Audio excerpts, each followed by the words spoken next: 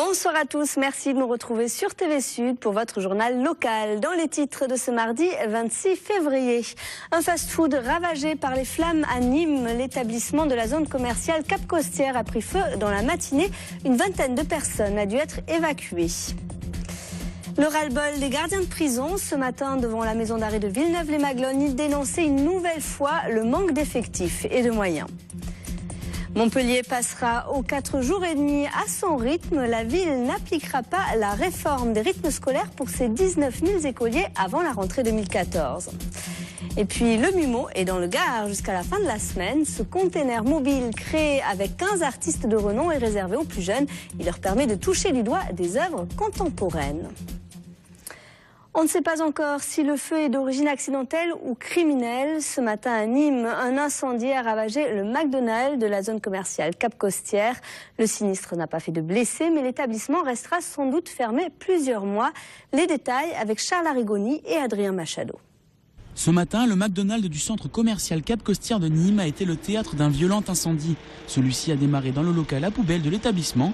Le feu, qui s'est propagé en à peine 10 minutes, n'a pas fait de blessés parmi les 8 salariés et les 4 clients présents dans le restaurant. Le site a rapidement été maîtrisé par les pompiers. Le plus important, c'est les bouteilles de CO2 qui étaient à ce niveau-là des poubelles, d'où le feu a commencé. Donc là, pour l'instant, ils ont bien éteint de ce côté-là. Il reste un peu en toiture, mais bon, là, pour l'instant, c'est que de la fumée. Rien de très grave pour l'instant. Pour le moment, rien ne permet d'affirmer si le feu était criminel ou accidentel. A priori, je vois pas pourquoi il y aurait une action malveillante à l'origine de ça. Mais laissons faire, il y a la police scientifique qui est là, qui va faire son enquête. Tout ce que je sais, c'est qu'on n'avait jamais eu ni une menace, ni de litige, ni avec des personnels, ni avec des clients. On fera ce qu'il faut pour que le personnel n'ait pas à pâtir de tout ça. On va le replacer dans les autres restaurants. Ça devrait se passer le moins mal possible pour tout le monde. Mais ça va être long. Une fermeture de plusieurs mois de l'établissement est évoquée pour le moment. Le site pourrait même être rasé puis reconstruit par la suite. Un rassemblement silencieux à l'hôtel de police de Montpellier ce matin pour rendre hommage à Cyril et Boris, les 2 hommes de la brigade anticriminalité tués par un chauffeur en fin de semaine dernière sur le périphérique parisien à l'issue d'une course-poursuite. Un instant de recueillement au moment des obsèques nationales des 2 hommes partagés par les policiers montpelliérains qui gardent à l'esprit que ce type d'événement peut arriver partout en France. Écoutez. Vous savez, aujourd'hui, lorsqu'une direction nationale demande à toutes les villes de France de privilégier dans certaines situations des patrouilles à 2, à partir de ce moment-là, on se retrouve en danger. Donc, travailler avec moins d'effectifs, c'est un danger pour les policiers, ça l'est forcément pour les citoyens. Et comme je vous ai dit, on est dans la crainte. Moi, je pense aux femmes des policiers aujourd'hui qui se demandent si le soir les maris vont rentrer à la maison. Je crois que c'est l'interrogation que l'on a. Et quand on commence à se poser ce genre de questions, on peut parler d'un danger réel. Et le ras-le-bol des surveillants de prison, ils étaient une trentaine rassemblés ce matin devant la maison d'arrêt de Villeneuve-les-Maglones pour dénoncer une nouvelle fois le manque de moyens et d'effectifs. Les agents pénitentiaires qui veulent également avoir accès aux conclusions d'un audit effectué sur le fonctionnement de l'établissement il y a plus d'1 an. Écoutez. On est toujours au même point, c'est-à-dire qu'en 2011, on avait fait 5 mouvements durs suite auxquels les émissaires parisiens et 2 personnes de la direction interrégionale de Toulouse étaient venus auditer l'établissement. Ce rapport d'audit, on l'a attendu pendant 14 mois. Le 23 décembre 2012, la direction nous annonce qu'ils ont ce rapport d'audit dans les mains, mais on refuse de nous le donner. À la suite du mouvement, l'usure, la fatigue des personnels, due à toutes ces agressions quotidiennes, que ce soit physiques ou verbales, tout le monde pourrait tomber malade en même temps. Et à ce moment-là, on fera appel aux forces de l'ordre pour faire fonctionner l'établissement. Et je vous rappelle qu'il s'agit de la 2e action des surveillants pénitentiaires de Villeneuve-les-Maglones en 3 semaines. Une info pratique pour tous ceux qui seront en voiture demain à Montpellier. À partir de demain matin, les quais du Tanneur et du Verdançon passent à double sens. Un changement du sens de circulation qui marque la fin de 6 mois de travaux de réfection. Prochaine étape, fin avril, début mai, avec la fermeture totale du jeu de pommes à la circulation automobile. À Montpellier, le retour à la semaine des 4 jours et demi se fera bien en 2014. Une décision confirmée aujourd'hui par les élus de la ville et expliquée notamment par la nécessité d'organiser les nouveaux temps périscolaires générés par cette réforme. Le chantier est entre les mains du Conseil consultatif de la réussite éducative qui devrait présenter un planning d'application en juin. Les détails, Olivier Roaron. Je félicite dans le fond le maire de Toulouse, Pierre Cohen, qui je crois a eu l'intelligence de rester à 4 jours et demi. Je pense qu'il a eu raison. C'est le grand regret d'Hélène Mandroux, ne pas avoir conservé pour sa ville la semaine des 4 jours et demi à l'école. Le maire de Montpellier y a toujours été favorable, pourtant elle ne l'appliquera pas dès cette année. L'option rentrée 2014 a été préférée. Explication. Il s'agit de faire un projet éducatif de qualité. On ne peut pas se permettre de mettre des enfants et de faire uniquement une garderie. Sachez qu'aujourd'hui, avec cette réforme, les enfants vont passer plus d'heures qui vont dépendre de la mairie que d'heures qui vont dépendre directement de l'éducation nationale. Vous comprenez que je préfère prendre le temps et surtout faire un projet éducatif qui sera réussi dans l'intérêt de l'enfant. Attendre 2014 pour modifier les rythmes scolaires afin de ne pas rater une rentrée 2013 mal préparée, c'est le message à Montpellier. Les élus veulent discuter avec les agents municipaux de leurs nouveaux horaires pour ne pas risquer un mouvement social. Il s'agit aussi de travailler en concertation avec les autres partenaires du périscolaire, les collectivités mais aussi le monde associatif. Y a-t-il assez d'animateurs pour assumer la réforme? Une question qui n'a pas encore de réponse dans la capitale régionale. Aujourd'hui, nous avons un pic d'élèves accueillis dans les temps périscolaires l'après-midi, après 16h45, sur la première heure, de 5000. Si les cours finissent à 15h15 ou 15h30, et même s'il y a une tarification sociale, ce qui d'ailleurs devra se discuter avec nos partenaires, eh bien, nous nous attendons à avoir non plus 5000 enfants, mais peut-être 10 000, 12 000, 15 000 sur les 19 000 qui sont scolarisés dans la ville de Montpellier. Vous voyez que ce n'est plus tout à fait de la même dimension qu'il s'agit. Reste la question financière. Si Montpellier avait démarré la semaine des 4 jours et demi à l'école en 2013, l'État aurait versé à la commune une compensation d'1 million d'euros la première année.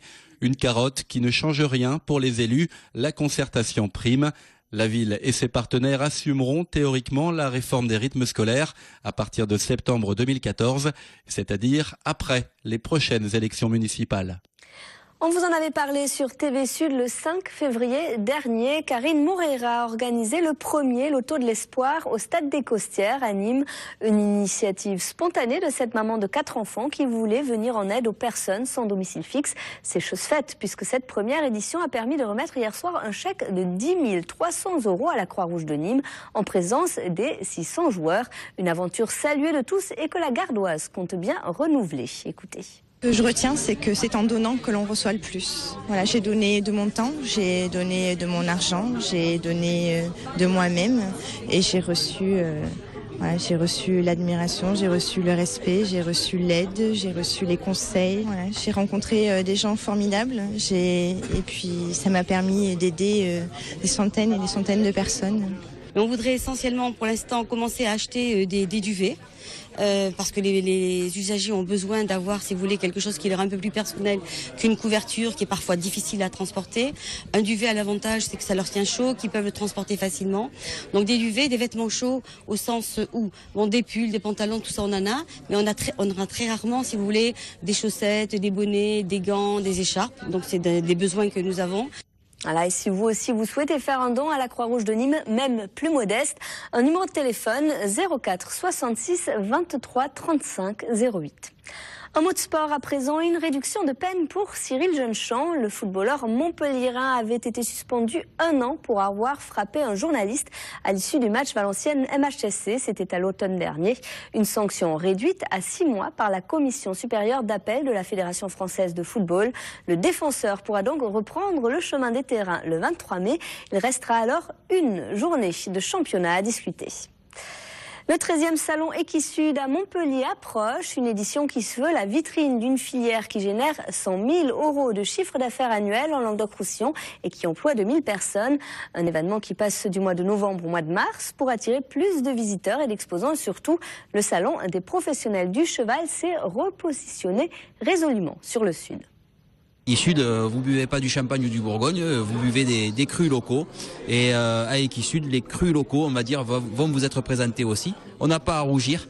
On a des Des pôles d'excellence, on a des chevaux de très grande qualité, on a des savoir-faire, on a des professionnels de grande qualité aussi. Et tout ça, on va vous le montrer pendant le salon. C'est notre racine, le cheval méditerranéen, dans toutes ses composantes. Ce n'est pas uniquement du local, c'est vraiment du national méditerranéen, dans le sens où les chevaux sont nombreux, les races sont nombreuses. Plus on se démarquera et on leur fera la part belle, que ce soit les chevaux ibériques, les chevaux Camargue, qui sont cette année à l'honneur sur notre salon, plus on pourra proposer à notre public une diversité de races, et plus le salon Equisud prendra toute son ampleur. La 13e édition du salon Equisud qui se tiendra donc du 7 au 10 mars prochain au Parc des Expos de Montpellier. Le MUMO, le musée mobile, s'est posé sur l'esplanade d'Uzès la semaine dernière. Il s'agit d'un container qui se déplace de ville en ville et de pays en pays depuis 2010. À l'intérieur, des créations de 15 artistes contemporains. Le tout est exclusivement destiné aux 6-12 ans. Visite guidée par Vincent Pereira pour midilibre.fr qui a gardé son âme d'enfant. Regardez. Dans ce camion au conteneur transformable se cache un musée mobile qui va à la rencontre des enfants qui n'ont pas la possibilité d'aller fréquemment au musée et leur présenter les créations inédites de 15 grands artistes internationaux. Paul McCarthy et son lapin gonflable, Daniel Buren et ses rayures, à voir dans 4 espaces distincts. L'idée, c'est vraiment de donner aux enfants la possibilité de découvrir pour une première fois l'art contemporain, mais d'une façon différente, parce que on leur donne la possibilité de toucher, de s'asseoir, par exemple, sur les doudous chauds de Florence Doléac, de rentrer dans la lumière d'une œuvre d'art comme la pièce de James Turrell. Donc, c'est vraiment une expérience complètement sensorielle, différente par rapport à ce qu'on est habitué à faire dans un musée. C'est bien de pouvoir toucher un peu. Bah oui, comme ça tu connais un petit peu la matière. C'est surtout ça le mieux, parce que dans les musées on peut pas trop toucher. Bah c'est bien, c'est assez marrant. Puis je trouve que les gens ils nous disent plus qu'on peut faire des œuvres avec les trucs qu'on a toujours au quotidien. Le MUMO n'est pas accessible aux adultes. Seuls les enfants peuvent y pénétrer pour laisser courir leur imagination sans bride. Je crois que Claude Lévesque, il veut vraiment que vous continuiez cette phrase. Par exemple, nous irons jusqu'au bout du monde, de l'infini, de nos rêves. Très bien. Ils doivent avoir la possibilité de se lâcher, de se libérer, d'exprimer leurs opinions sans toujours le regard d'un adulte qui est quand même toujours un peu juge de ce que les enfants ils disent. Étrange, mais je l'aime bien, il est un peu bizarre. Qu'est-ce que c'est qui est bizarre? En fait, c'est le fait que ce soit un musée roulant, en fait. Il n'est pas toujours au même endroit. Et oui, Louis, l'idée étant d'aller dans les petites villes, loin des musées. Après le Cameroun, la Côte d'Ivoire et la Belgique, le MUMO sera dans le sud de la France, entre Avignon et Nîmes, toute la dernière semaine de février. Débutée fin 2011, cette aventure culturelle s'achèvera en Italie en décembre 2013. En 5 pays, 2 continents et 120 étapes, ce sont 20 000 enfants qui auront touché du doigt l'art contemporain. Le musée mobile qui se déploiera notamment vendredi à Nîmes, cité Val-de-Gour. C'est tout pour aujourd'hui. Retour de l'actu demain sur TV Sud à 12h30 pour votre journal de la mi-journée et à 19h30 pour le journal complet de la rédaction. Passez une très belle soirée sur TV Sud.